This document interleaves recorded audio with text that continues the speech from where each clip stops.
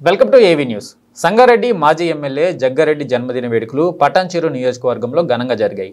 రామచంద్రపురం జిల్లాలో వైబీసీ చైర్మన్ మువీన్ గౌడ్ ఆధ్వర్యంలో ఏర్పాటు చేసిన జన్మదిన వేడుకల్లో డీసీసీ అధ్యక్షురాలు Nirmala Jaggareddy, TPCC general secretary Jaipal హాజరయ్యారు. రామచంద్రపురంలోని ఈఎస్ఐ ఆసుపత్రి ఎదుట ఉన్న రామాలయంలో జగ్గారెడ్డి పేరిట ప్రత్యేక పూజలు చేశారు.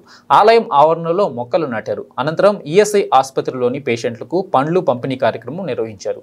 ఈ కార్యక్రమంలో మాజీ సర్పంచ్ మల్లేష్ గౌడ్, చిన ముదిరాజ్, అరుణ్ గౌడ్, కదీర్, హబీబ్, సామ్రాట్, శాంతమ్మ, శ్రీను, వినోద్, పాండు, శ్రీకాంత్, రఫీ, నాయకులు, కార్యకర్తలు పాల్గొన్నారు.